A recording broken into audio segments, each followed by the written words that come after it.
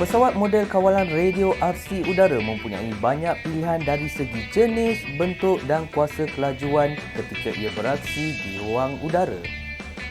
Sehingga kan terdapat sesetengah penggemar tegar RC udara ini, mereka membina model mengikut kepuasan masing-masing sama ada dari kit permulaan sehinggalah kit keseluruhan.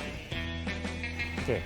So dalam RC ni kita boleh dikatakan secara am terbahagi kepada 3 pecahan untuk RC udara. Mainly zaman sekarang kita boleh nampak ada drone ataupun multi rotor. Kita boleh nampak juga fixed wing, kapal terbang dan juga helikopter seperti di belakang. Dalam RC udara seperti yang diterangkan, kita ada drone multi rotor kita panggil. Dia mempunyai 4 bilah motor utama dan flight controller untuk memberi input kepada UAS sistem kita, drone kita untuk menjalankan sesuatu tugas ataupun arahan. So drone terbahagi juga kepada subgroup dia, ada micro drone, cinematic drone, racing drone dan freestyle drone. Setiap RC terbang tu boleh dipecahkan termasuk kepada saiz, keperluan, kehendak dan juga jenis cara kita fly. Ada yang memerlukan kelajuan seperti drone race ni, ada yang memerlukan specific skill seperti helikopter 3D dan ada juga yang meminati skala helikopter betul seperti heli scale yang mana skala dia dikecilkan dan terbang mengikut seperti helikopter yang betul.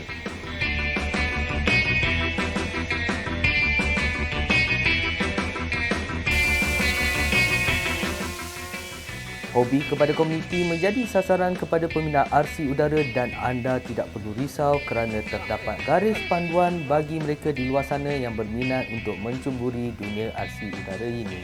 Untuk orang yang baru dan meminati untuk join drone ni, kita boleh sarankan untuk bermula dengan setup yang kecil dan selamat. Maknanya kalau dilihat daripada beberapa jenis drone yang ada di depan ni, salah satunya jenis drone microwave.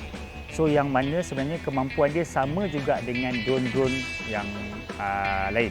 Cuma saiz dia berbeza. Saiz dia berbeza dan dia lebih selamat because disebabkan kita ada protection, kita ada propeller punya penghadang. So kita bila untuk orang yang baru nak berjinak agak sukar pada permulaan berbanding menggunakan jenis drone yang DIY dan lebih besar. So ducted jenis drone macam ni, dia lebih selamat dan lebih senang dikendalikan jika dibandingkan dengan drone-drone yang sedia ada di market. Sepanjang pelibatan saya dalam hobi RC terbang ni, betul memang ada sentimen yang mengatakan hobi ni mahal. Hanya untuk spesifik group of people ataupun hanya yang betul-betul berkemampuan. Tapi sebenarnya kalau kita tengok di pasaran, terdapat pelbagai jenis jenama yang ada di pasaran yang boleh diguna pakai, diperolehi dengan lebih mudah, murah dan selamat. So teknologi juga membantu untuk mengurangkan kos dan menjadikan dia lebih canggih tetapi dengan harga berpatutan. Ada orang minat race, so dia kena beli equipment yang berkaitan tentang race equipment. Janganlah dia beli cinematic sebab cinematic ni dia more kepada stable, video tak bergegar, tapi dia nak kemampuan kepada racing. So dua benda yang berbeza dan mungkin akan menyebabkan satu pembaziran sedikit jika dia salah membeli peralatan.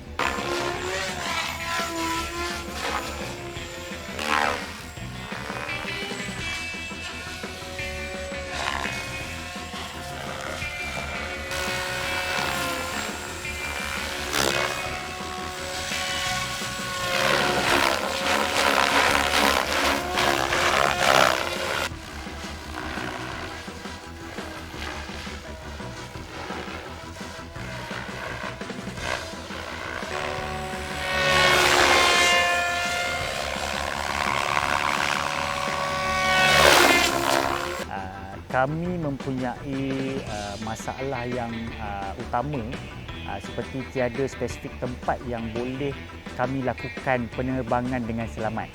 So selain daripada peraturan-peraturan yang sepatutnya lebih menjurus dan membantu kami dalam mengembangkan hobi ini kepada anak muda. So bila kita dapat kembangkan melalui persatuan badan-badan beruniform seperti pengangkat udara, dia dapat membina satu komuniti yang lebih sihat dan juga membantu untuk lebih ramai untuk join aktiviti sukan udara seperti Radio Control Club ni. Okay, kepada semua pelayar getaran.my, bolehlah melayari laman sesawang Bellatrix Air Rovers Bandar Tun Razak untuk mengetahui lebih lanjut berkenaan penyertaan dan bagaimana anda boleh menyumbang tenaga, keringat, masa dan waktu anda untuk pembangunan sukan ini, terutamanya kepada generasi muda.